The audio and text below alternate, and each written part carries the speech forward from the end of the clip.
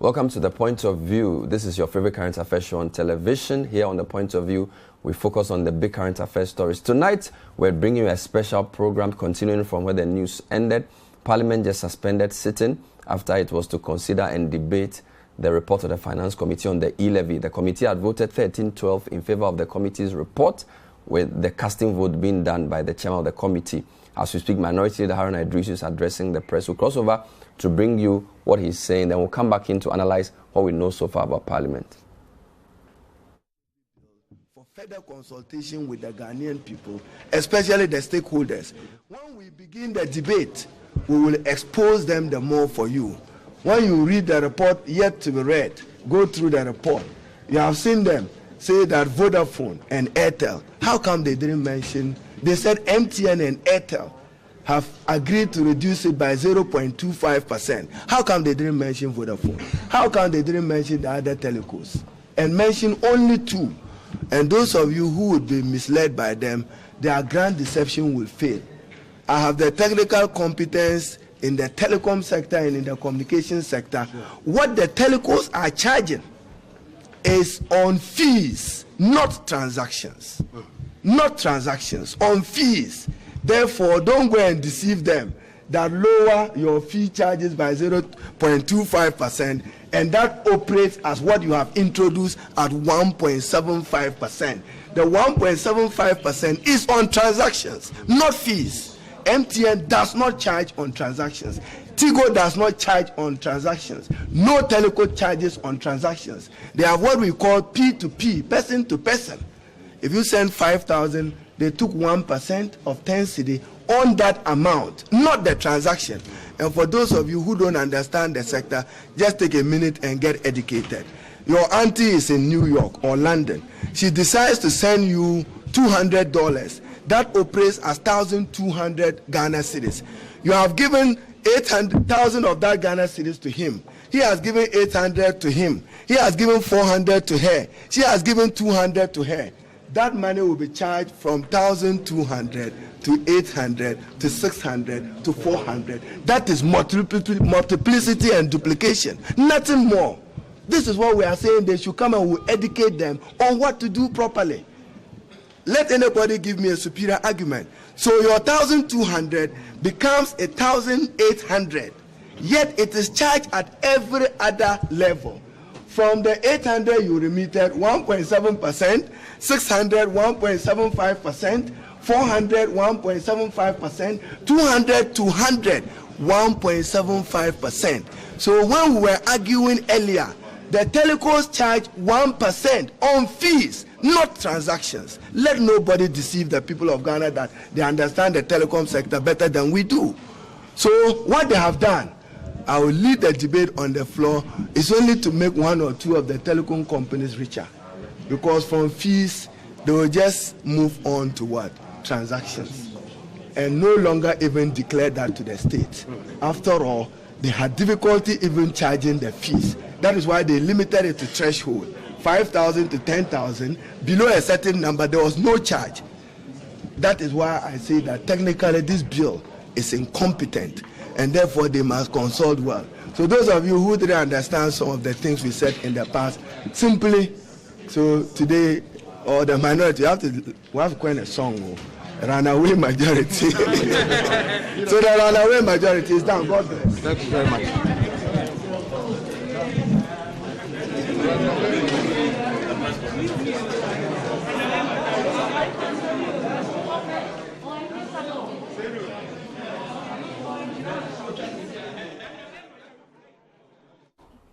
So those were live pictures from Parliament. Minority Leader Haruna Idris addressing the press, not taking any questions, essentially expressing their dissatisfaction with what happened in Parliament. We'll take a summary of what happened in Parliament shortly. Duke Mensah Poku has been there since morning.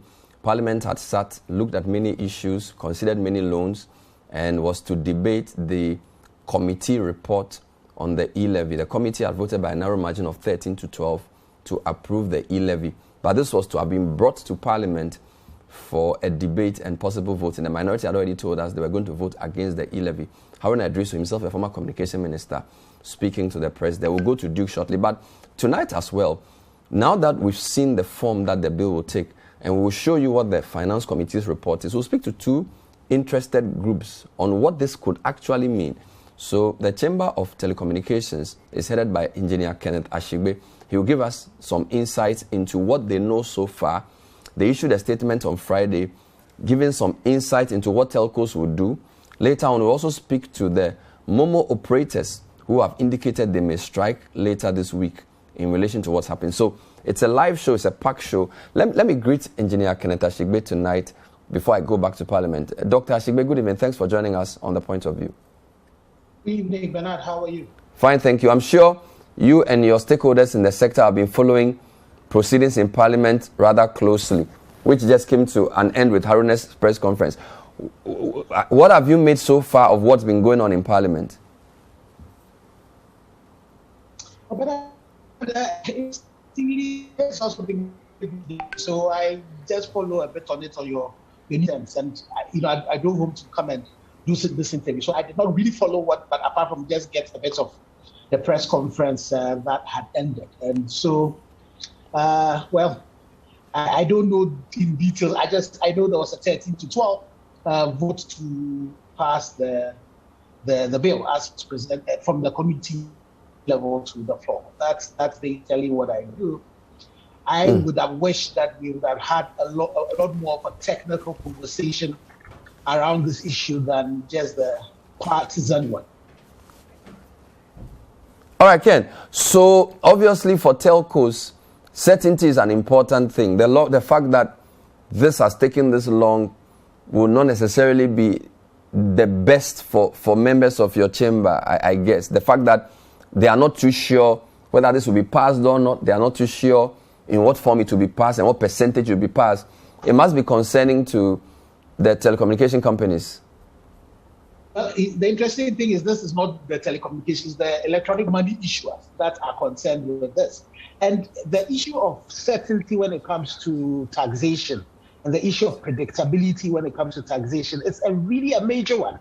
And especially when you hear government talk about the fact that they want this law to start in January and you are in December. Today is the 20th of December.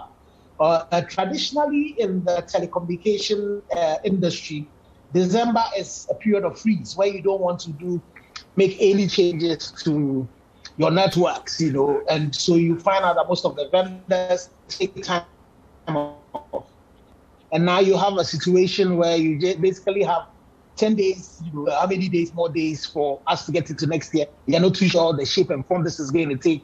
So in terms of all the work that has to be done, and even when the law passed, in terms of the systems that have to be put in place to ensure the compliance, it's definitely a difficult one. And if you consider the challenges we've had in the past in terms when CSTs changed and the time it takes to implement that, those are all things that, for me, wearing my hat as an engineer and also a project management professional, are issues of concern that I'm hoping that will be factored into when the final decisions are made.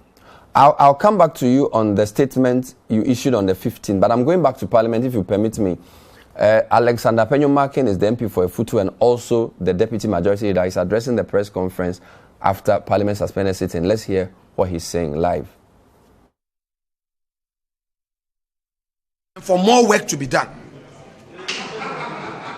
However, the NDC minority suddenly resolved on the principle that they themselves had publicly said they will support. Suffice to say that they were arguing 1%. And all of us know how they did a 360 U-turn to say that they no more support the E-Levy policy. Well, be that as it may, we move forward. Last week, we passed our appropriation. After passing the appropriation, we were hoping to proceed with this E-Levy bill so that government would fully be enabled, empowered by law to get the revenue to finance these projects. The NDC, for the time being, has been complaining about borrowing, that they think that we are borrowing too much. and that we should look from within. Now, this E-Levy is aimed at spreading and sharing the tax burden across board, so all of us will make our little contribution. The NDC's determination to frustrate and obstruct government business has today been supported by the Speaker of Parliament, who is the law sovereign of this House, who is the President of the House, and considering the critical numbers, 138 majority group, 137 minority group. This is the time we expect Mr. Speaker to live up to his own bona fide to the people of Ghana, which is to show leadership. I regret to say that we cannot proceed to take decision without Mr. Speaker. We need Mr. Speaker in the House. We need the Speaker of Parliament in the House. Because by the technicalities of our own procedures, if Mr. Speaker is not there, one of our own would have to sit in. And the imperatives of the Constitution are clear, that he would therefore not have the opportunity to have his right of voting as a member. We are not in to look at the lacuna in the law, which could also mean that when there's a tie, to the extent that the Constitution is silent on his casting vote, he could exercise his casting vote right. We will not want to go that path. What we want to insist is that Mr. Speaker must show leadership. In Parliament, leadership is consulted and is engaged. We have no information as to the whereabouts of Mr. Speaker. You must come. The leadership of the majority has not been informed of the reasons why Mr. Speaker is unavoidably absent this evening from the Chamber of Parliament. We therefore say that we see this as a grand political partisan design by the minority group to frustrate us. And we don't want to suggest that perhaps Mr. Speaker is unavoidably absent to frustrate government business. We believe in Mr. Speaker. We believe that he stands for government business to go on and to allow this country to be governed by rule of law and due process. Therefore, ladies and gentlemen of the press, through this, we expect Mr. Speaker to be present in the chamber. We have our numbers. We are ready to do government business. But as a majority, we can't be cajoled into pettiness, because we see this as a strategy by the minority, as it were, to create a standoff. The Ghanaian people must know that this NDC party does not mean well. They should look for a high road to power. They shouldn't look out for this means of frustrating us as a short route to come back to power. For the avoidance of doubt, all social intervention programs that we promised in opposition are being rolled out. Step by step. And every step in the way, the MPP government has kept faith and has acted in good faith. So the facts are out for you to know that the NDC is merely, perhaps with the unavoidable absence of Mr. Speaker, trying to frustrate us. I would want to end here with that more. Thank you so much indeed. Yes, if you have a question, I will answer. I will answer your question. What has changed? Last time, the budget somehow rejected. It has taken your person's speaker, so to say, to rise. Still on the point of view, Alexander Peño Marking, Deputy Majority Leader, wiping sweat from his brow, addressing the press. He's taking questions. We'll go back there to speak to Duke. Ken Ashigbe is still on the line. He's the Chief Executive of the Chamber of Telecos. And I also have Evans Otumfuo, General Secretary of the Union of Mobile Money Agents. We're trying to understand what happened in Parliament today and also trying to appreciate the broader implication for you. Now, on the 15th of December, the Chamber issued a statement, and I just wanted Ken's comments on those statements. The statement was very short. It was a statement that was issued from the electronic money issuers, and it says that the Ghana Chamber of Telecoms and its members, the mobile money operators, the Airtel Money Commerce Limited, which is Airtel Tigo Limited Money, Mobile Money Limited of MTN, Vodafone Ghana Mobile Financial Services, that's Vodafone Cash, have followed keenly the national discussions on the E-Levy policy. We have also engaged the various stakeholders on the issue. We have had extensive deliberation with government on the need to lessen the impact on our consumers. We acknowledge the need to expand the tax base. However, to reduce the overall impact of the new levy on consumers, MTN and Airtel Tigo have agreed to downward revision of their P2P fees by up to 25%, depending on respective operator. Vodafone has no charges. And then it says each operator would notify their customers of the applicable revised rate when the E-Levy bill is passed into law. And then they go on to talk about customer service centers being ready to provide assistance during the implementation of the E-Levy. And they also pledge continued support to customers. So it's a very short statement signed by David Aite for the Chamber. Engineer Ken, if you are still there, this appears to be some progress from maybe 2 weeks ago, where initially this issue came up and the mobile operators didn't seem to know much about it. This statement suggests that there have been some conversations between the operators and government. Yes, so that's what has happened there. Then you're right. What has happened is that post the announcement in Parliament, we then started engagement with the Ministry of Finance, Ministry of Education, the GRA, and the Bank of Ghana. And so in all of this, we had, we have shared our proposals on ensuring that the unintended consequences, were dealt with. And as part of all of this conversation was the discussions with the individual members. As a chamber, we don't discuss price because we don't pollute and it's not a cartel. So every member takes his decision when it comes to price.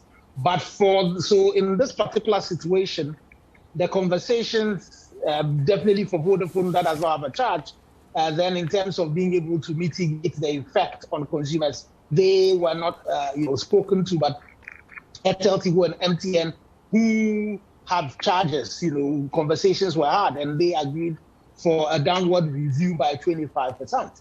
But then there were other issues that we also had discussed with government. Some of them had found their way into the new bill.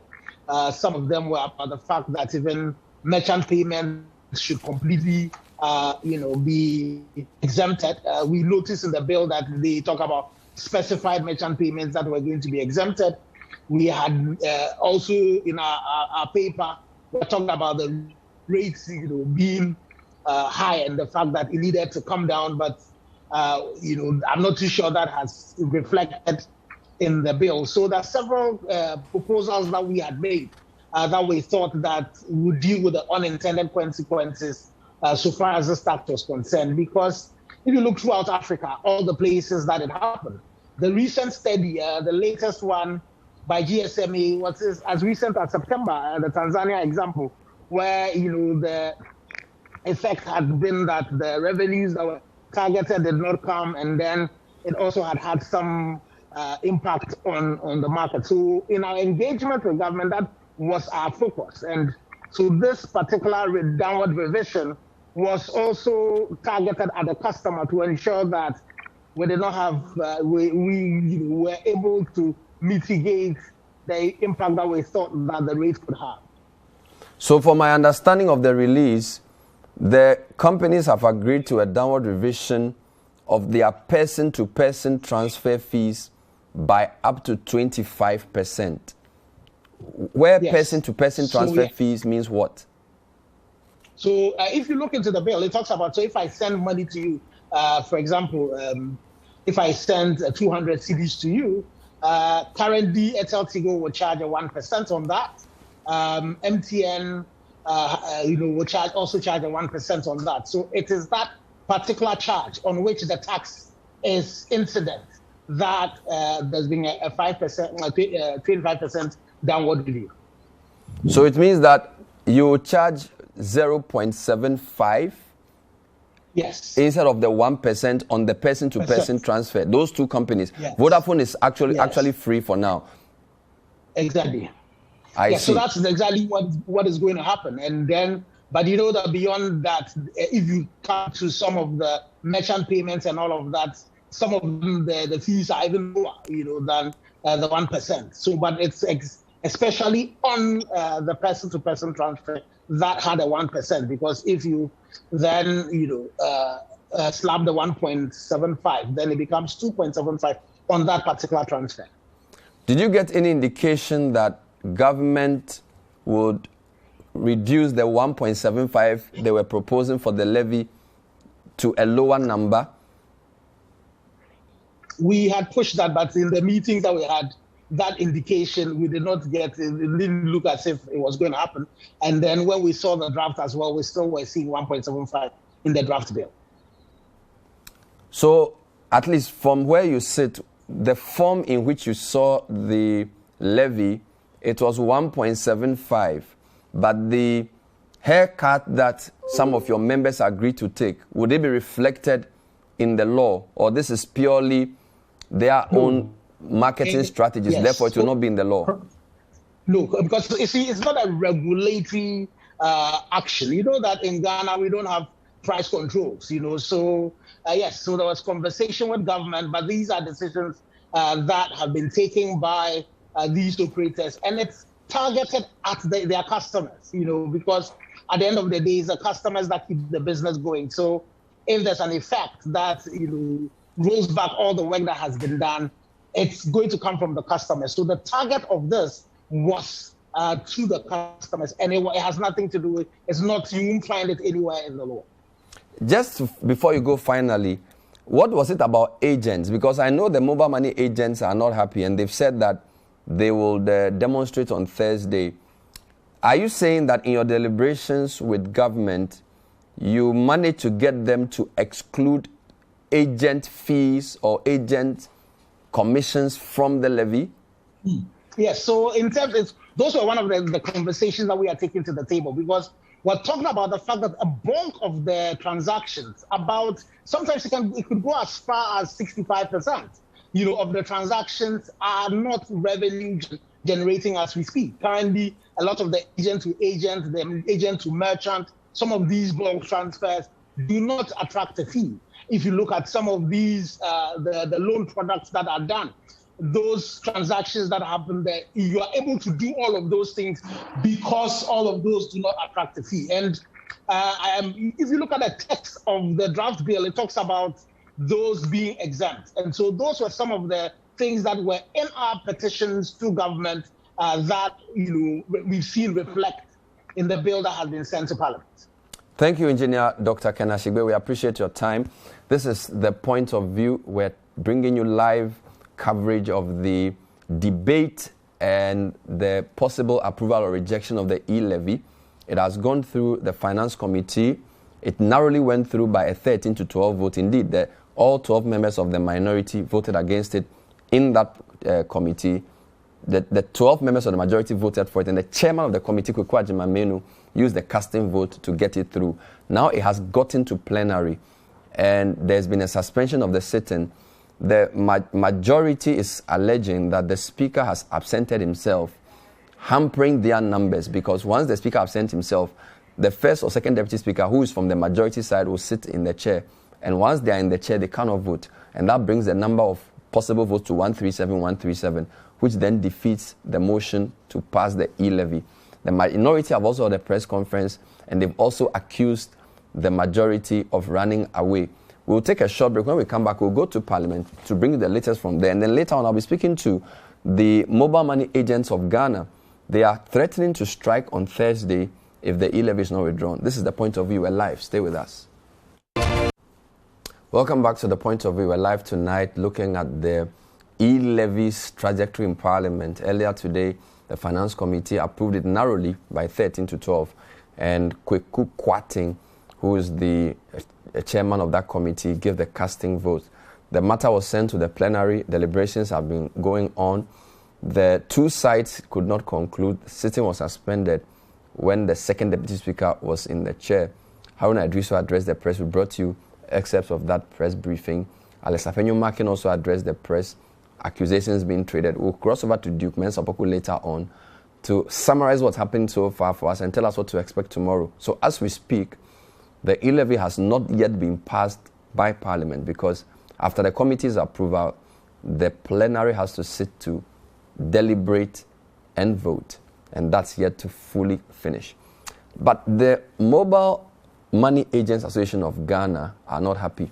They are saying on Thursday, the 23rd of this month, they would demonstrate over the E-Levy. They describe the E-Levy as regressive and inimical to the development of the sector. Ivan Sotumfo is the General Secretary, is joining me for some quick thoughts. Earlier on, we spoke to Ken Ashigbe of the Chamber of Telecos. Evans, thanks for joining us. Welcome to The Point of View. Good evening.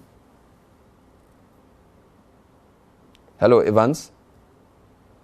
Thank you, and good evening to you and your cherished viewers. Yes, can you hear me? Loud and clear. I'm sure you've been following the... Hello, can you hear me? Yes, I can hear you loud and clear. All right. I'm sure you've been following the deliberations in Parliament. All right, so good evening to you. Evans, I'm asking if you've been following the deliberations in Parliament. Exactly. Hello, Evans. Okay, we're having some technical challenges. I'll try again. Exactly. So we've been following the deliberations. We've been following the deliberations in Parliament for all this while.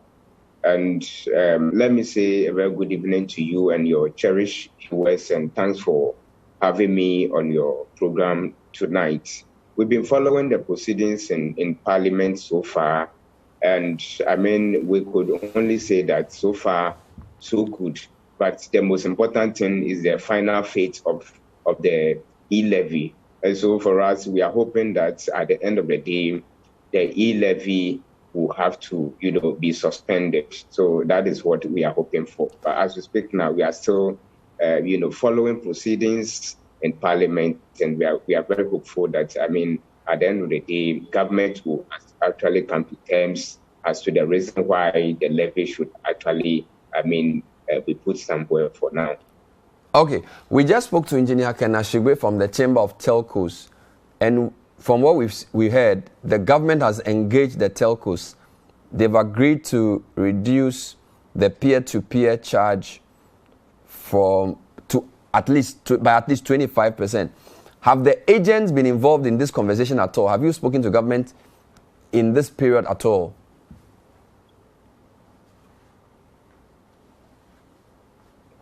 I think it's been over a month and 3 or 4 days now since government has actually hinted or announced the decision to impose a levy on mobile money transactions. And we have tried to exhaust all possible ways to have government to, grant us the audience to actually present our side of the issue. But it seems we are not getting that particular audience. We keep hearing that government is still in consultation with the relevant authorities. But as we speak to you now, we can't actually, understand what it means on government's part to say engaging relevant authorities, or how government will actually define engaging relevant authorities. And I don't know, as an association or agency, we don't actually know the role that we play in the industry, to the point where a critical, policy like this, government would want to bring it up on board. And for over a month now,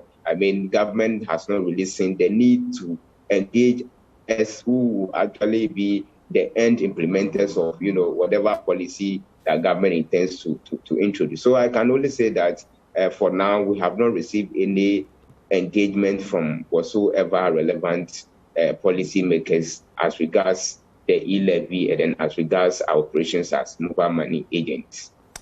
Well, Mr. Ashigbe hinted that the mobile money operators had suggested to government not to include agency fees in the E-Levy. We don't know if that has been approved yet, but is that something that you would welcome? And how would that influence your decision concerning your activities on Thursday as announced in your press statement?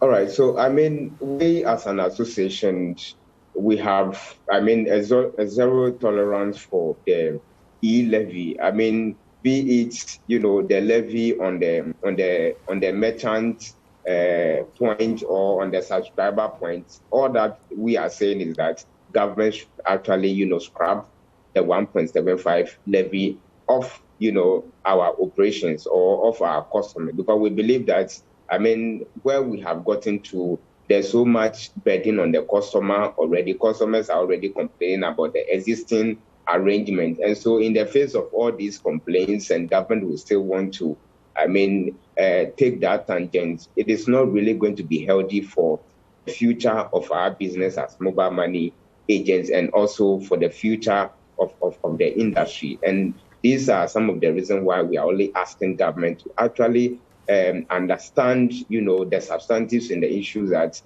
we are raising, for them to consider scrapping the levy of. Where we have gotten to, we are hoping that government will rather propel policies or introduce programs that will motivate people to, use more of the electronic platforms, which of course, it will also go ahead to bridge the gap between the bank and then the unbanked. The informal and the formal, sector. Government would rather use, the electronic payment platform to bridge that gap. But if government will have to pursue this particular 1.75 E-Levy, we are of the greater, opinion that, the agenda to have the bridge, the gap bridge between the bank and then the unbanked, that policy, that agenda or that direction will be only a mirage. And that is what, as a country, we need to safeguard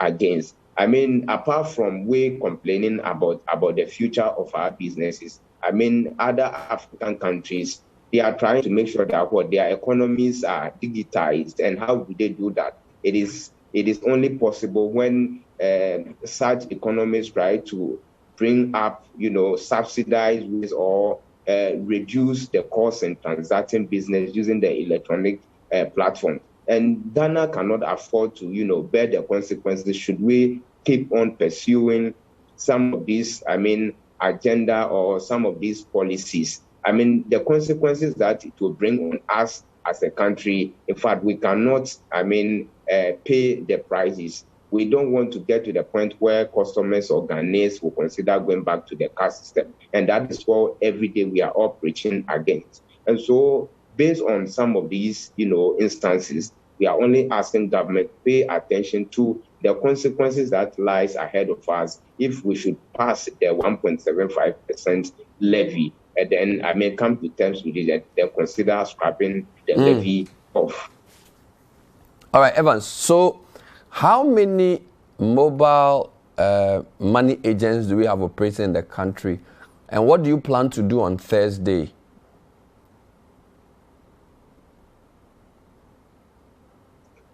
Right. As we speak to you now, we have over 250 to 300,000, agents operating. I mean, the agents network in Ghana over here, it is very substantial or significant. And so we are playing a very key role. And so at whatever point in time, any policy pertaining to our operations, definitely our inputs must be recognized. But the opposite is rather happening. And so on Thursday, all that we are driving home is that government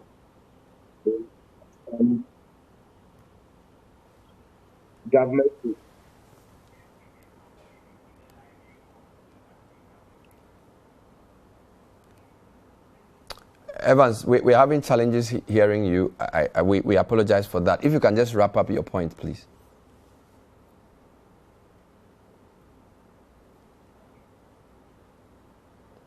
All right, we seem to have lost Evans Otumfuo. This is still the point of view. Let's cross over to Parliament and hear from our parliamentary correspondent, Duke Mensah Opoku. He's been in Parliament all day, and today's sitting, you can say, ended inconclusively. He will give us a summary. Duke, thanks for joining us. Good evening.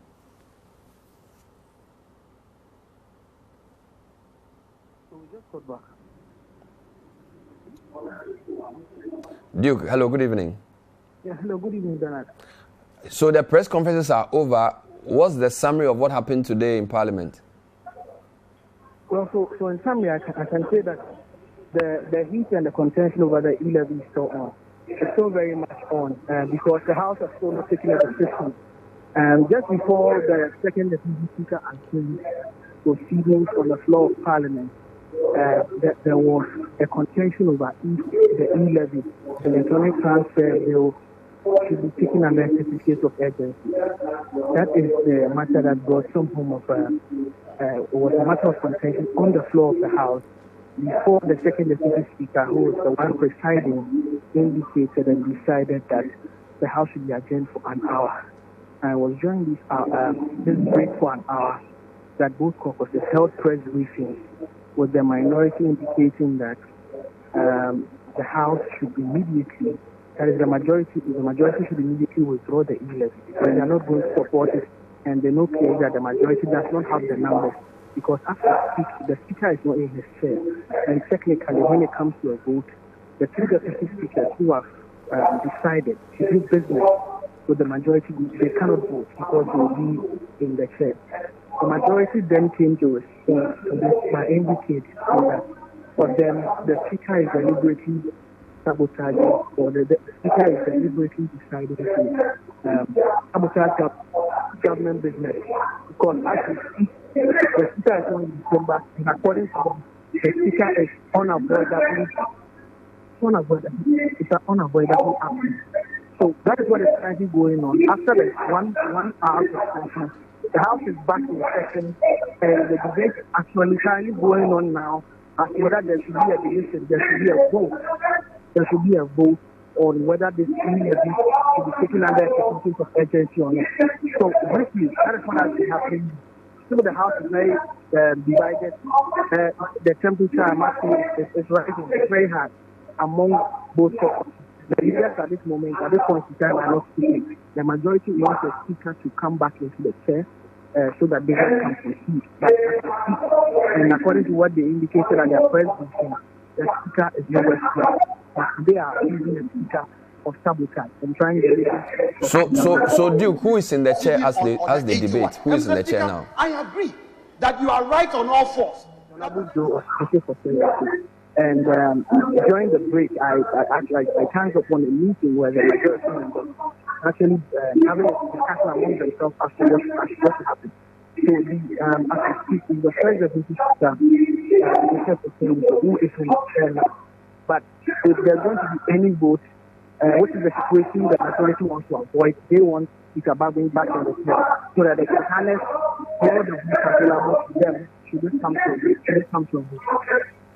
All right, Duke, thank you. We'll come back to you before the show ends to wrap up for us. So this is Duke Mensah Opoku's report. He actually showing you live pictures from the floor of Parliament. Apenyo marking on his feet. So the press briefings we showed you were done within the 1 hour break. So sitting hasn't ended for the day. We'll take a short break. When we come back, we'll take you back to the floor of the House to take excerpts of the debate and hopefully there should be some light at the end of the tunnel. As Duke said, the contention is whether Speaker Babin has to be in the chair, because once a deputy speaker is in the chair, if it comes to vote, the majority loses one number or one person, and that brings the numbers to 137, 137. They want to avoid that because they want their thin majority to show at the end of the day. We'll be right back. Stay with us. Welcome back to The Point of View. Tonight, we're trying to bring you the E-Levy and what its fate will be. There's currently a debate ongoing on the floor of Parliament, and they're contending two key issues: whether the report of the Finance Committee should be considered under a certificate of urgency or not, and whether the vote should proceed without Speaker Bagwin, seen as it will disadvantage the majority side. Let's take you back to the floor for excerpts of that debate. It was right that this matter was brought to the House under certificate of urgency. The Speaker, that was accepted. We agreed on that. The Speaker, we come to this House, and somehow the honourable member, my honourable Mama Ayarga, the Speaker, raises this very point and cites some constitutional provisions. If I may rightly, I suspect I should delete that word. He raised some constitutional provisions to suggest that the matter of the emergency, certificate of emergency, the issue of certificate of emergency has to be revisited on this on the floor of the House. It was at this stage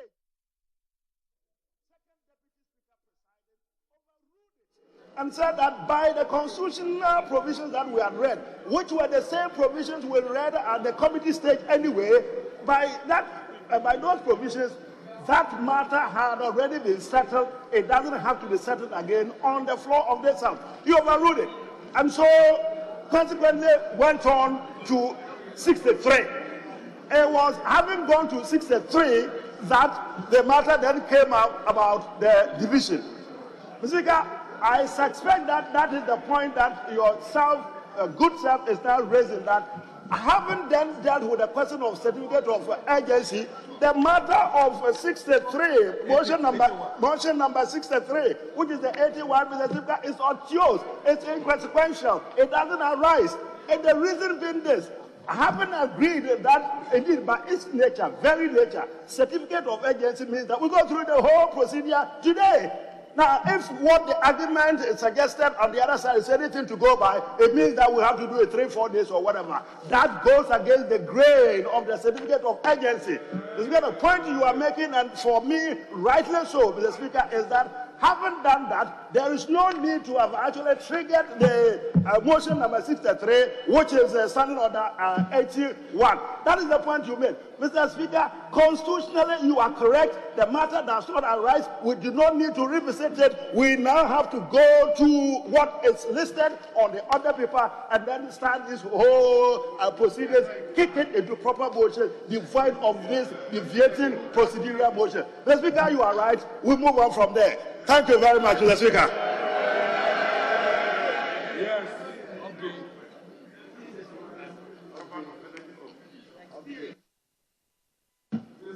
Thank you, Mr. Speaker. Mr. Speaker, I don't know what we are trying to do. The matter about those all arguments were overruled by the second deputy speaker. And he moved ahead to put a question. And that question was challenged. That's where we are. Any attempt to think that you can undo that, you are being undemocratic.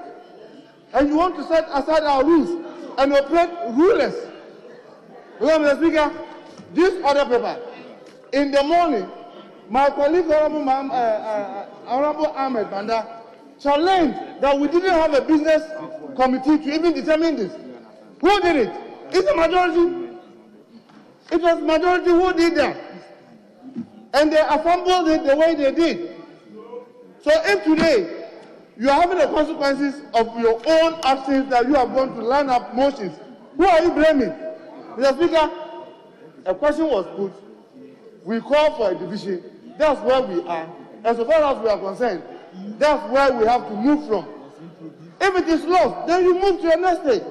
But look, don't try to draw each other back, because that is where we were.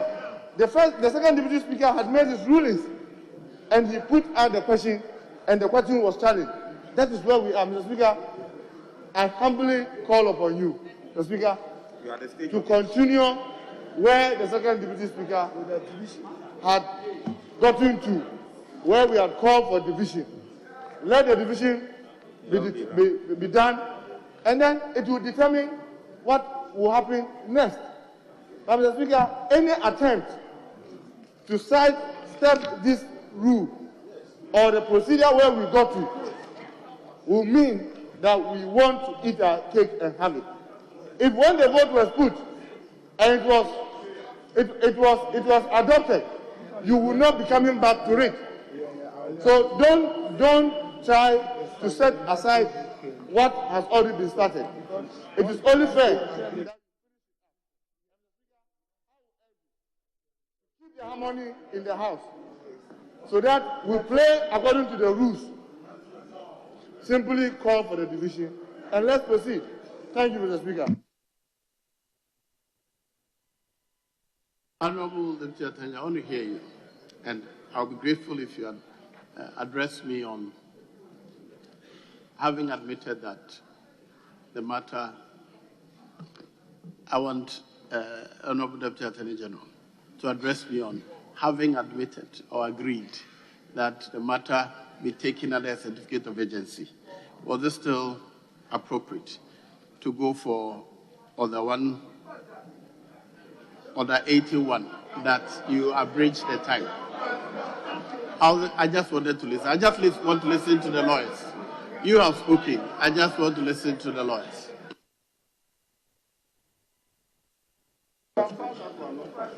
Right Honourable Speaker, thank you very much for the invitation. However, I will not deviate from what the Chief Whip of the minority has said on this matter. Mr. Speaker, it would seem to me that the majority is urging upon you to revisit a decision that has been taken by Mr. Speaker. And Mr. Speaker is one Mr. Speaker. You, as the first Deputy Speaker, cannot come back and sit in judgment over a decision that has been made by the second Deputy Speaker. It is the office of Mr. Speaker, the office of Mr. Speaker, that speaks in this Parliament, that speaks pursuant to the Constitution, that speaks pursuant to the standing orders of Parliament.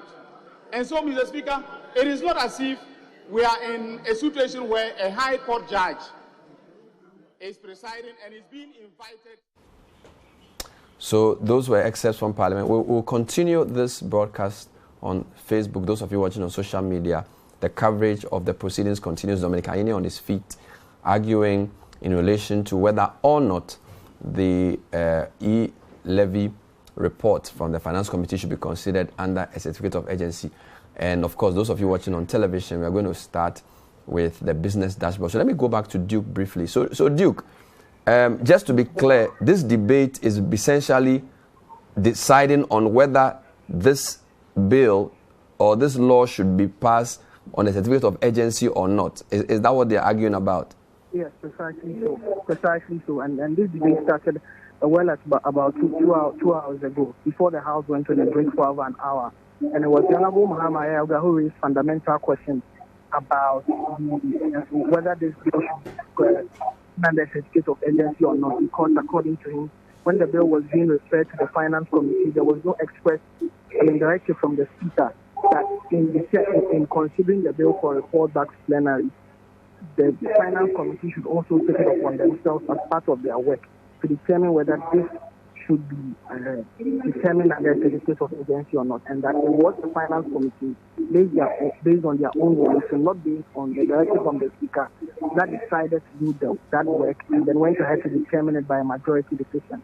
So there's been counter-arguments from both sides. I mean, the majority essentially arguing that the committee in and of itself, based on the standing orders of the Constitution, can also decide, looking at the evidence of the time and how critical this bill is. So that is what has been the bone of contention.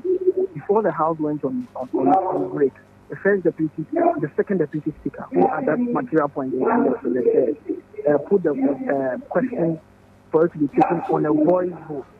So after that voice vote, he indicated that the ayes had won the vote, which is for the mainly from the majority. Then after that, the minority chief Punta Kamuba shot up and called for a division, which essentially would be either for a head count or for a vote. Determine that. So that's what is actually going on. And the House has been back. And the Speaker is now trying to get a sense of where the House is going so that he can make a determination whether he's going to do this by a head count or he's going to take another voice. So I'll leave the viewers with you as the debate continues, and would thank our viewers for point of view. So my time is up here, but the debate continues, and Duke would be taking you through. We're going back to the floor. This is City TV. Stay with us.